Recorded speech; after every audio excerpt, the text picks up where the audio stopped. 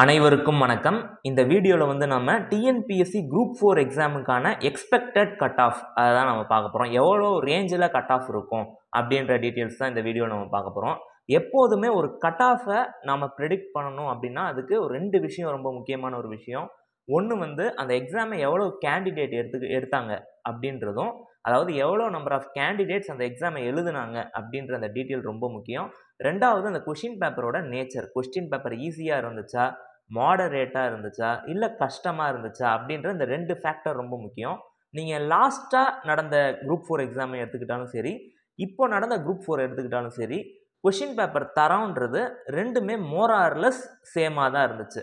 But இந்த வாட்டி என்ன ஆயிடுச்சுன்னா, உங்களுக்கு கணித பாடத்தில் ஒரு 4 கேள்விகள் கிட்டத்தட்ட வந்து கொஞ்சம் எக்ஸ்பெக்டட் கொஷின் இல்லை. அதாவது நம்ம எதிர்பார்த்து போன கேள்விகள் வராமல் கொஞ்சம் ட்விஸ்டடாக இருந்துச்சு கேள்விகள், அது உண்மை. அதேமாதிரி ஜென்ரல் ஸ்டடீஸில் ஒரு 20 கேள்விகள் பக்கம் கொஞ்சம் ட்விஸ்டடாக, அது எதிர்பார்த்த கேள்விகள் வராத மாதிரி இருந்துச்சு. பட் மிச்சப்படி தமிழ் பாடம் வந்து ரொம்ப ஈஸியாக தான் இருந்துச்சு.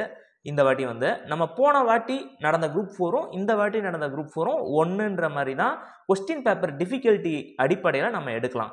இது ஃபஸ்ட்டு பாயிண்ட்டு. செகண்ட் வந்து இந்த தேர்வில் எவ்வளோ மார்க் நம்ம எடுத்தால் நம்ம சேஃப் அப்படின்னு சொல்லி நீங்கள் கேட்டிங்கன்னா, நான் வந்து 172 கேள்வியை தாண்டி நீங்கள் போட்டுட்டீங்க அப்படின்னாலே, இரஸ்பெக்டிவ் ஆஃப் ஆல் கம்யூனிட்டி, எந்த கம்யூனிட்டியாக வேணாலும் நீங்கள் இருந்துக்கலாம், 172க்கு மேலே நீங்கள் போயிட்டீங்க அப்படின்னாலே நீங்கள் சேஃப் இந்த குரூப் 4 எக்ஸாம் பொறுத்த வரைக்கும். இப்போ இந்த கட் ஆஃப் பேசிஸை நம்ம வந்து அனலைஸ் பண்ணி பார்க்கலாம். இந்த வாட்டி குரூப் 4ஓட வேக்கன்சி அப்படின்னு நம்ம பார்த்தோம்னா 6244. இது வந்து அந்த நோட்டிஃபிகேஷனில் இருக்கக்கூடிய வேக்கன்சி. அதில் நிறையா போஸ்ட் இருந்துச்சு.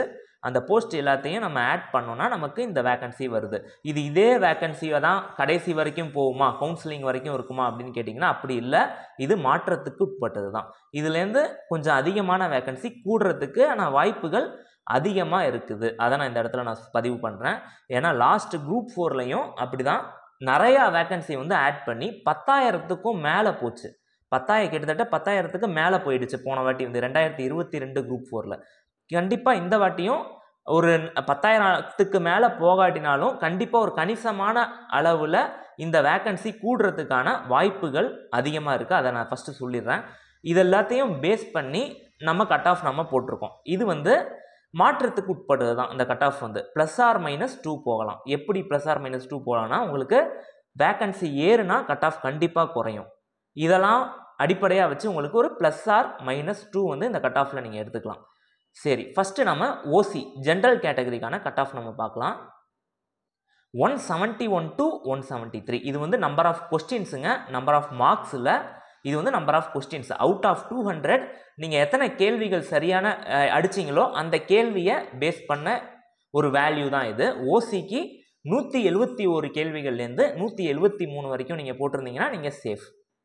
பிசி கேட்டகரி, நெக்ஸ்ட் நம்ம பிசி பார்க்கலாம். பிசி வந்து 170லேருந்து 172 வரைக்கும் அது வந்து ஒரு சேஃபஸ்ட் ஸ்கோராக இருக்கும்.